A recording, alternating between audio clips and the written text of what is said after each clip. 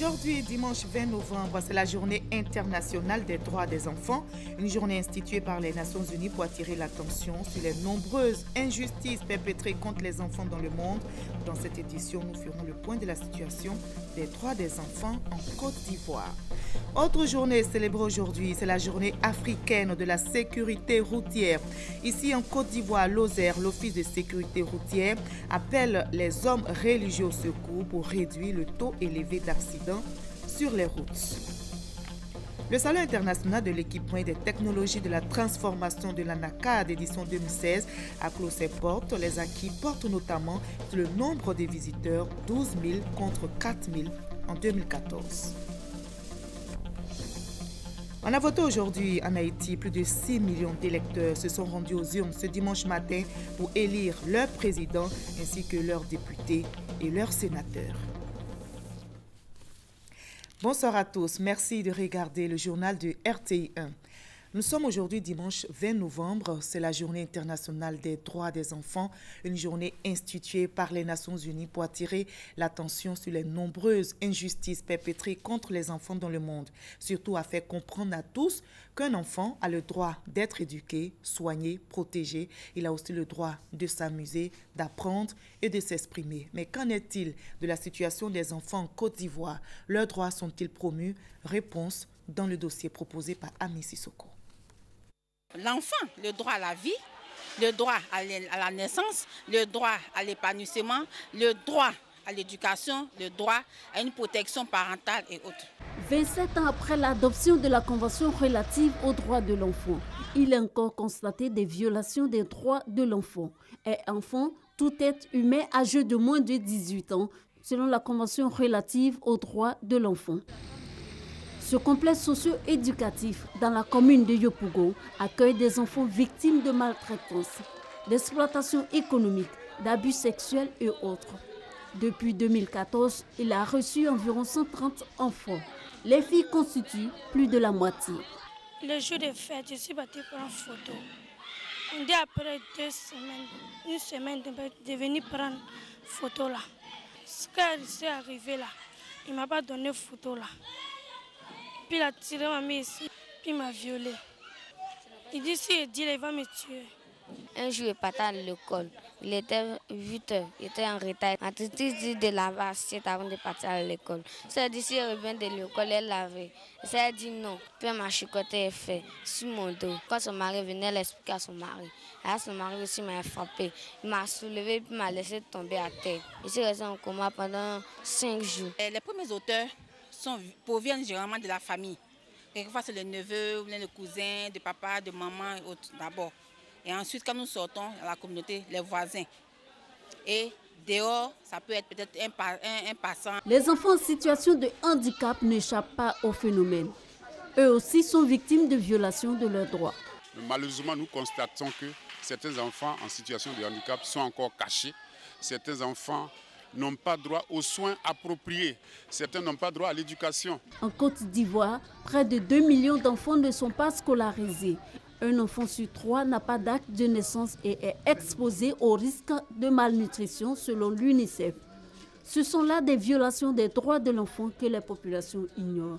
En Afrique, frapper, battre un enfant fait partie de nos habitudes, des habitudes de nos parents. Alors que c'est éventuellement des actes à bannir. Donc, nous allons dans la communauté, nous les sensibilisons. Coups et blessures, attouchements, viols, travaux forcés ou toute autre forme de violence envers les enfants ont des conséquences néfastes sur leur développement et sur la société. S'ils ne sont pas pris en charge convenablement de manière psychologique, dans leur développement psychosocial, il peut y avoir des perturbations et des fois plus graves sont des enfants qui vont devenir des délinquants. On parle de la délinquance juvénile. Dans l'intérêt des enfants, le souhait des parents est que les coupables subissent la rigueur de la loi. C'est bon qu'on les punisse. Parce que là, ça peut donner encore des leçons aussi à des autres, ceux qui sont dans ce genre de cas qui violent les enfants. Pour améliorer la situation de l'enfant, en plus de la Convention relative aux droits de l'enfant, la Côte d'Ivoire est signataire de plusieurs autres conventions. Elle a aussi adopté plusieurs textes de loi. Parmi eux, la loi portant interdiction de la traite et des pires formes de travail des enfants. La loi sur l'école obligatoire et gratuite pour les enfants de 6 à 16 ans. Du chemin a été parcouru, mais des étapes restent à franchir. En ce qui concerne les enfants, le taux de scolarité a augmenté de façon très considérable. Nous sommes à plus de 70% d'enfants scolarisés. Les taux de mortalité des enfants de moins de 5 ans ont aussi diminué de façon notable. Cependant, il y a encore des grands défis. Il faut savoir que le palu, la diarrhée et la pneumonie sont jusqu'à présent les premières causes de mortalité en Côte d'Ivoire. Selon la ministre Efrazi Kwasi-Yao, des efforts restent encore à faire aussi bien du côté du gouvernement, des ONG que des populations pour protéger les enfants. L'État peut prendre toutes les lois. L'État peut avoir tous les bons programmes possibles. Si la communauté ne collabore pas avec nous, l'État ne pourra plus rien faire. Le combat pour le respect des droits de l'enfant concerne au premier chef les enfants eux-mêmes. C'est la position du Parlement des enfants. On ne prend pas en compte la vie des enfants lors des prises de décision qui les concernent.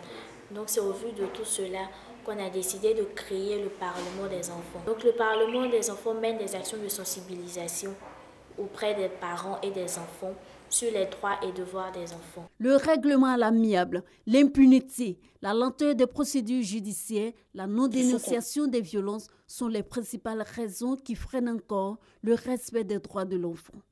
La Convention internationale des droits de l'enfant est célébrée le 20 novembre de chaque année. Autre journée célébrée aujourd'hui, c'est la journée africaine de la sécurité routière. Ici en Côte d'Ivoire, à Lozère, l'Office de sécurité routière intensifie ses actions de sensibilisation pour réduire le taux élevé d'accidents sur les routes. Lozère appelle au respect du code de la route, à la discipline des conducteurs. Mais pour gagner la bataille contre les accidents, Lozère veut faire route avec les guides religieux et les acteurs de la société civile. David Soyo, Malika Koulibaly. C'est alarmant.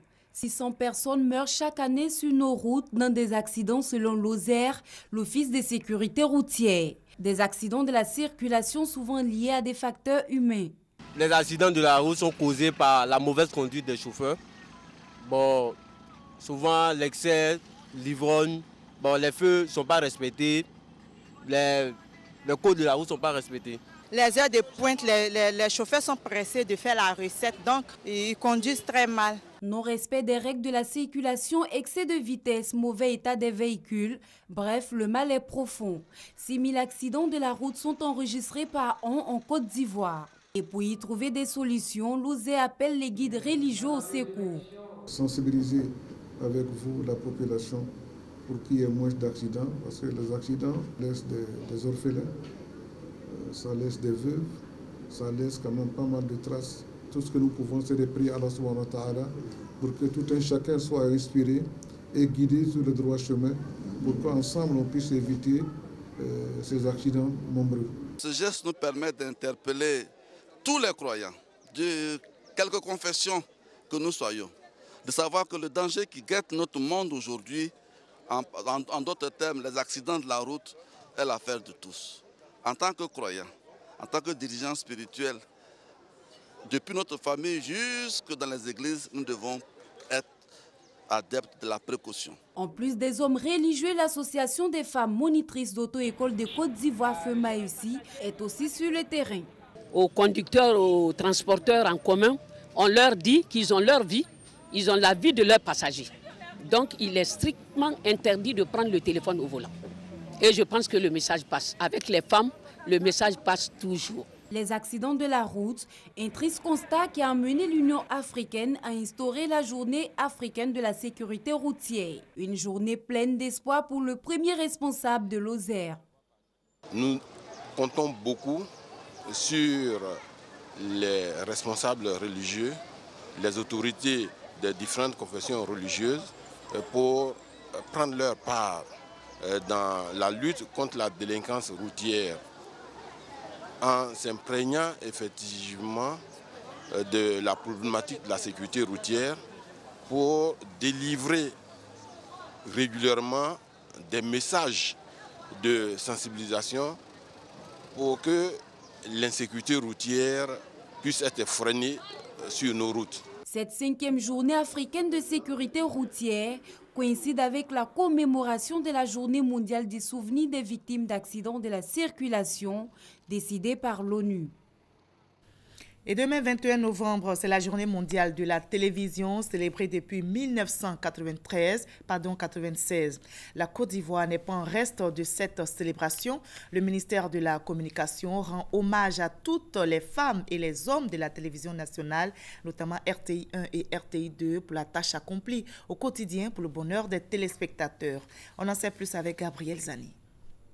21 novembre 1996, 21 novembre 2016, voilà 20 ans que l'Organisation des Nations Unies a décrété la Journée mondiale de la télévision. La télévision ivoirienne, elle, a 53 ans cette année. D'importants efforts d'investissement en termes d'équipement ont été faits au fil du temps pour permettre à RTI 1 et à RTI 2 d'être concurrentiels sur le marché télévisuel. La télévision ne bouge pas seule, consent la ministre. Ce sont les hommes et les femmes qui y travaillent qui constituent les acteurs des changements obtenus. Selon la ministre de la Communication, beaucoup reste à faire pour que notre télévision figure au rang des meilleures de ce monde, sans oublier d'évoquer la libéralisation imminente de l'espace télévisuel. Voilà, hommage donc à toutes ces femmes et ces hommes de la télévision nationale, la radio-division télévision ivoirienne qui occupe bien sa place dans l'espace audiovisuel depuis maintenant 53 ans. La COP22 s'est terminée. La 22e conférence sur le climat a refermé ses portes ce week-end à Marrakech au Maroc avec un engagement ferme des négociateurs. Les experts en développement durable ont apporté leur contribution dans les débats. L'objectif est clair, respecter l'accord de Paris, à savoir maintenir le réchauffement de la planète en deçà des 2 degrés. Mamadou Kouassi était sur place à Marrakech. Dans cette COP22, qui constitue la COP des solutions, les négociations portent essentiellement sur la mise en place de stratégies de lutte contre le réchauffement climatique. Les experts en développement ont opté pour l'adaptation, une technique importante pour les pays africains en général, mais pour la Côte d'Ivoire en particulier, dans la production agricole. Il faut que nos parents paysans, nos populations agricoles puissent changer de système culturel avec le dérèglement climatique. Rien ne peut se faire comme avant. Aujourd'hui, il faut, avec les nouvelles technologies, penser pouvoir s'adapter pour que les choses aillent mieux, pour avoir une bonne productivité. À côté de l'adaptation, l'on propose également la politique de résilience et d'atténuation. Des politiques qui devraient amener la population à adopter un nouveau système de vie. Ici, il s'agit des technologies vertes. Quand on parle d'atténuation, c'est avoir des technologies qui sont moins émettrices en termes de CO2, l'énergie solaire, l'énergie éolienne et aussi la biomasse énergie. Donc, en termes d'atténuation, d'économie verte, il faut que nos pays et aussi les gouvernements donnent la possibilité aux acteurs économiques de pouvoir s'offrir ces genres de technologies pour non seulement booster l'économie, mais également permettre la continuité du progrès au niveau national. Nombreuses organisations de la société civile présentes à cette 22e conférence des Nations Unies sur les changements climatiques se sont engagées dans la mise en œuvre effective de ces initiatives. Mais le plus important pour ces structures reste leur accès au Fonds vert des Nations Unies. Et la Côte d'Ivoire, présente également à Marrakech, s'est engagée pour les énergies renouvelables. Le pays a signé des conventions en vue d'apporter des solutions durables à la question du changement climatique. On retrouve notre envoyé spécial, Mamadou Kouassi. Bientôt, une centrale solaire photovoltaïque de production d'électricité en Côte d'Ivoire. Un ouvrage qui sera réalisé dans le département de Korogo et fonctionnel début 2018. D'un coût d'investissement d'environ 24 milliards de francs CFA. Cette centrale solaire, une initiative marocaine, va produire 25 MW, chose qui devrait renforcer la capacité de production énergétique de la Côte d'Ivoire. Vous aurez une centrale photovoltaïque solaire qui va produire de l'électricité pour la région, qui sera intégrée et injectée dans le réseau. Une convention a donc été signée entre les parties, à travers le ministère de l'Énergie et du Pétrole et l'entreprise marocaine. La Côte d'Ivoire se réjouit très fortement de cette signature parce qu'elle nous permet d'enclencher un programme massif du gouvernement de la Côte d'Ivoire, de construire non seulement des unités de production solaire, mais aussi des unités de production de biomasse et même d'encourager surtout l'autoproduction. La Côte d'Ivoire, dans sa volonté de s'inscrire dans le mix énergétique, à travers la production d'énergie renouvelable, une convention tripartite a été signée entre l'Association ivoirienne des énergies renouvelables, une organisation de la société civile ivoirienne et les entreprises internationales. La Côte d'Ivoire aspire à devenir un pays émergent à l'horizon 2020 et bien évidemment cela appelle à l'union de toutes les intelligences. Nous, la nôtre, elle est du côté de l'énergie verte et donc nous œuvrons au quotidien à la promotion et au développement de l'efficacité énergétique et des énergies renouvelables. Il s'agit de la réalisation de plusieurs projets verts dans le district d'Abidjan et à l'intérieur du pays. Pour développer des projets d'éclairage public solaire performants, notamment sur le pont Houphouët-Boigny et le pont Général de Gaulle. Des projets pilotes qui sont censés démontrer que l'éclairage public solaire peut fonctionner, des climats très chauds, aussi des climats très froids. Ces différents engagements des autorités ivoiriennes et de la société civile permettront à la Côte d'Ivoire de s'inscrire dans la nouvelle dynamique, cette dynamique de lutter contre le réchauffement climatique. Parlons maintenant de l'adhésion de la Côte d'Ivoire à l'accord de partenariat économique avec l'Union européenne. Que renferme cet accord? Comment se fait la mise en œuvre? Ces questions ont été évoquées dans le magazine du dimanche au journal de 13h présenté par Alvorassa. Il avait pour invité Stéphane Aka Angui, directeur du cabinet adjoint au ministère de l'intégration africaine et des Ivoiriens de l'extérieur. Voyons un extrait de leur entretien. L'objectif, c'est de baisser les droits de douane sur un certain nombre de produits importés de l'Europe. Malheureusement, les véhicules n'en font pas partie. Ce que nous avons fait, ce que les négociateurs ont fait, c'est de classer les produits en 4 catégories. Les biens sociaux, qui seront libéralisés très vite, les intrants, qui seront libéralisés dans 5-10 ans, et les produits finis, qui seront libéralisés dans 20 ans. Et parmi les produits qui ne seront jamais libéralisés, figurent notamment les véhicules, parce que nous avons estimé que les véhicules ont un fort pouvoir fiscal et nous ne voulions pas, en négociant, en libéralisant les véhicules, mettre à mal le budget de l'État de la Côte d'Ivoire ou le budget de l'État des pays d'Afrique. Alors, les médicaments, pour nous, dans notre zone, quand je parle de notre zone, je parle de l'UEMOA, sont des produits sociaux. Donc, ce sont des produits que l'on a intérêt à libéraliser pour qu'ils soient le moins cher possible pour le consommateur. Cependant, pour un pays comme le Ghana et le Nigeria, ils ont des industries. Donc, ce n'est pas qu'un produit social, c'est un produit qu'ils fabriquent. Donc, ils ont souhaité que certains médicaments soient protégés. Donc, il y a eu d'énormes discussions et donc, finalement, on est parvenu à un accord. L'essentiel des médicaments sont libéralisés, ils sont déjà à 0%. En termes de droits de douane, et certains médicaments qui ont un potentiel à être développés dans la région sont exclus de la libéralisation.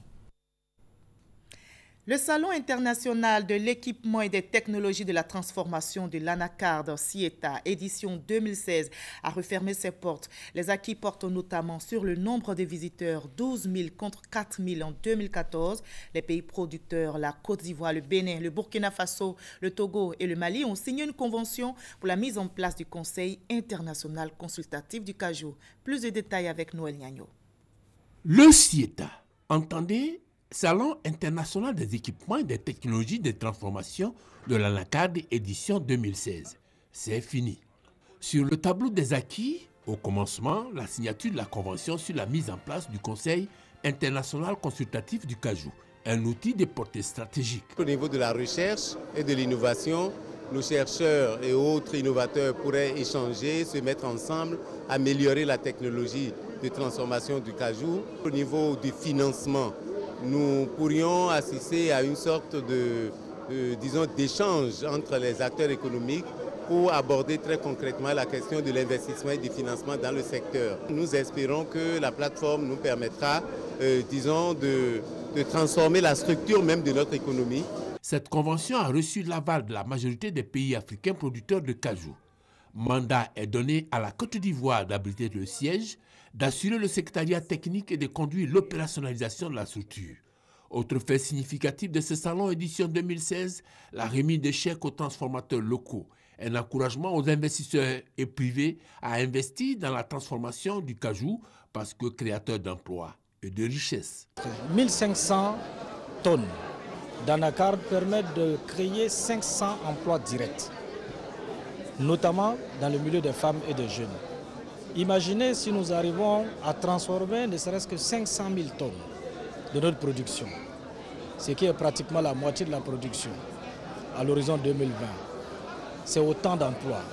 Je ne parle même pas des emplois indirects et des effets induits. CIETA 2016 est un rendez-vous riche en rencontres scientifiques et d'affaires. Au plan scientifique, il y a eu 16 panels au cours desquels il y a eu des échanges sur l'économie de la filière, l'économie de la noix de cajou, l'économie de la transformation et des plans d'affaires entre hommes d'affaires ivoiriens et hommes d'affaires d'autres pays, je vais parler du Vietnam, de l'Inde, ont été signés. Une somme d'actes qui a comblé les attentes des équipementiers et des pouvoirs publics. Nous repartons assez édifiés et nous pensons pouvoir jouer notre rôle le plus efficacement possible dans l'encadrement de nos populations productrices de l'anacarte. C'est une très bonne organisation, sur le plan d'organisation bien sûr, sur le plan de contenu et surtout la participation de plusieurs pays.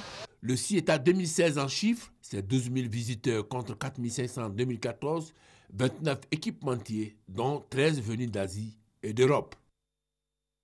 Nous partons pour l'université Félix Houphouët-Boigny de Cocody qui vient d'abriter un festival alimentaire. Il a été organisé par le Comité français pour la solidarité internationale et une autre structure. Le but du festival, promouvoir l'agriculture durable, une agriculture débarrassée des engrais chimiques, nous rapporte Franck Quadio. En 2015, 800 millions de personnes, selon les Nations Unies, souffraient encore de la faim dans le monde. L'objectif du Comité français pour la solidarité internationale depuis 7 ans est de mobiliser contre les facteurs liés à la mauvaise alimentation sur le globe. En Côte d'Ivoire, l'initiative est portée par une jeune start-up Grenotech qui initie un festival de films documentaires liés à l'agriculture et l'alimentation, le festival alimentaire. Il s'agit des conseils que nous donnons sur la sécurité alimentaire. Ces conseils concernent vraiment l'utilisation des produits, des semences naturelles qui sont vraiment hybrides, qui ne contiennent pas de produits chimiques. Sensibiliser contre les mauvaises pratiques agricoles, donc pour réduire l'insécurité alimentaire, le ministère de l'Environnement soutient l'action. Pour réussir le pari, il faut alors impliquer la jeunesse, ce qui motive le choix de l'université Félix Houphouët-Boigny de Cocody pour cette première séance de projection. Aujourd'hui, nous encourageons cette initiative pour surtout inciter la population à prendre conscience de l'importance de la sécurité alimentaire, de prendre aussi conscience qu'il est important de préserver l'environnement face à l'agriculture intensive pour que les populations soient à l'abri des besoins en termes alimentaires. Le projet alimentaire visitera plusieurs communes du district d'Abidjan. Le festival prend fin le 30 novembre prochain. Les préparatifs s'accélèrent pour les 8e Jeux de la francophonie qui auront lieu l'année prochaine à Abidjan.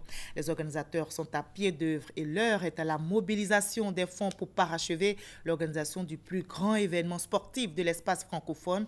Un dîner gala a été organisé hier, nous dit Gabriel Zani.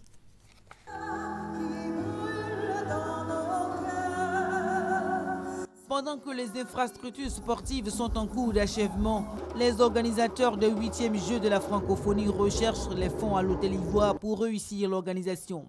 Samedi soir, au Palais des Congrès, un parterre de diplomates, de présidents d'institutions et d'hommes d'affaires ont été invités à associer leur image au plus grand événement sportif francophone. Distingués invités, ce gala est le vôtre. Ce gala est le ciment qui unira le public et le privé pour un succès que nous voulons éclatant des 8e Jeux de la francophonie. Venez nous soutenir. Venez nous soutenir, phrase alléchante, glamour, soirée illuminée, mise en scène, prestations d'artistes de renom. Les choses ne sont pas faites à moitié dans cette soirée dédiée aux partenaires. Nous sommes heureux de participer à la mobilisation des ressources pour une réussite des Jeux, pour le rayonnement même de la Côte d'Ivoire. Nous avons donc participé à l'organisation de cette soirée, effectivement, et je pense que nous allons accompagner également les Jeux. Les avantages de la plateforme des 8e Jeux sont vantés aussi par le chef du gouvernement. Distingués invités, l'événement donc est mondial, il est grand, il est soutenu avec ce magnifique gala. Que la pêche, je vais dire la pêche financière, soit fructueuse. et que la fête soit belle. Et je vous remercie de votre aimable attention. Mais Daniel Kablan-Duncan n'en reste pas là. Il ouvre la vente aux enchères en s'offrant un tableau à 4 millions de francs CFA. Son exemple est aussitôt suivi. Un deuxième tableau part à 3,5 millions, un quatrième à 4 millions et un maillot signé d'un joueur international à 6 millions de francs CFA. C'est un tableau qu'on va naturellement mettre au siège de notre holding comme participation primaire pour les Jeux de la francophonie. Un dîner gala transformé en une pêche financière pour emprunter les mots du chef du gouvernement. Toute chose qui révèle que le pari de la réussite de l'organisation des Jeux se joue en ce moment et demande des sommes colossales. Avec 4000 athlètes de près de 80 pays francophones, 2000 invités, les 8e Jeux de la francophonie ne seront pas seulement du jeu, mais du challenge. Hors de la Côte d'Ivoire, on a voté aujourd'hui en Haïti. Plus d'1 an et demi après le lancement du processus électoral, plus de 6 millions d'électeurs se sont rendus aux urnes ce dimanche matin pour élire leur président ainsi que leurs députés et leurs sénateurs. 27 candidats sont en lice pour le premier tour de l'élection présidentielle alors que le pays, déjà en grande difficulté économique, a subi le passage dévastateur de l'ouragan Matthew le mois dernier. L'ouragan, je rappelle, qui a fait 1000 morts. L'ambiance est tout autre en Inde qui a vécu un drame aujourd'hui. Un train a déraillé dans le nord du pays et a fait 120 morts et plusieurs blessés selon un premier bilan. Les accidents de train restent malheureusement fréquents dans ce pays qui peine à moderniser son vaste réseau ferroviaire qui remonte à l'ère coloniale. Une enquête a été ouverte. Je vous propose maintenant le reste de l'actualité dans le monde, dans le 7 sur 7, l'actualité qui retrace les faits marquants de la semaine de l'Amérique via l'Europe et l'Afrique. Le tour du monde en 7 jours, c'est avec Sidonie Davila.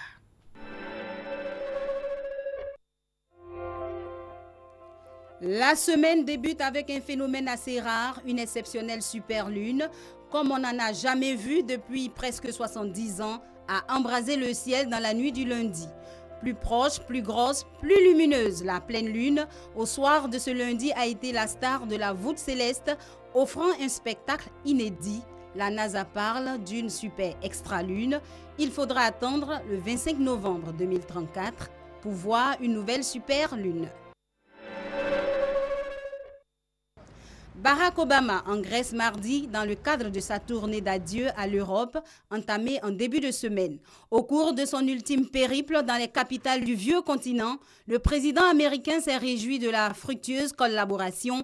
Il a souhaité la continuité avec son successeur, Donald Trump, qui doit hériter de la Maison-Blanche le 20 janvier prochain. La Russie ne franchira pas le pas de la ratification du statut de Rome de la Cour pénale internationale. Le pays a annoncé le mercredi le retrait de sa signature. Il accuse la Cour de manquer d'indépendance. La Russie rejoint ainsi l'Afrique du Sud, la Gambie et le Burundi sur la liste des pays qui claquent la porte de la CPI. C'est officiel, depuis le jeudi, la RDC a un nouveau Premier ministre. Il s'agit du député Sami Badibanga. Il remplace ainsi Augustin Matata Ponyo qui a démissionné le lundi. Un acte qui s'inscrit dans le cadre de l'accord politique conclu le mois dernier, un accord qui vise à mettre fin à la crise qui secoue le pays, mais qui est rejeté par une partie de l'opposition considérée comme majoritaire. Fin des 5 jours de concertation autour du climat à Marrakech au Maroc. La 22e conférence des partis sur le climat a refermé ses portes le vendredi. Elle avait réuni quelques 190 pays. Tous ont réaffirmé leur engagement à maintenir le réchauffement climatique sous le seuil de 2 degrés Celsius et à renforcer la solidarité autour des pays les plus vulnérables au changement climatique. Menacé par un procès, le futur locataire de la Maison-Blanche a trouvé un compromis ce samedi avec les anciens étudiants de son université. Donald Trump s'est engagé à leur verser 25 millions de dollars, environ 13 milliards de francs CFA à titre de dommages. Au nombre de 6 000, ces ex-étudiants estiment avoir été floués sur les formations dispensées à prix d'or par la Trump University, qui n'était pas habilitée à délivrer des diplômes. Après une campagne marquée notamment par 3 débats, l'heure est désormais au verdict pour les candidats de droite. Le premier tour a eu lieu ce dimanche. C'est un vote de grande ampleur. Plus de 10 000 bureaux de vote ouverts, 81 000 bénévoles pour les tenir. À l'issue du vote qui oppose 7 candidats, 2 d'entre eux seront qualifiés pour le deuxième tour dimanche prochain. Et on termine ce journal en sport football avec la Ligue 1 qui se poursuit en Côte d'Ivoire. Le Mossou Football Club, réduit à 10, a bien commencé sa saison en battant cet après-midi au stade Robert Champrou de Makori le Sporting Club de Gagnoa sur le score de 1-0. La SEC Mimosa a battu l'AS Denguélé 4-1. Le Sowe l'a emporté sur la SOA 1-0. Et le Williamsville Athletic Club a battu le champion en titre, l'AS Standard, 3-1. Merci à vous tous de votre aimable attention. Vous l'avez compris, ce journal est terminé. Il a été réalisé par Edouard Kofi Sakra et Sophie Brou. Merci à toute l'équipe technique et à vous tous de nous suivre à travers le monde.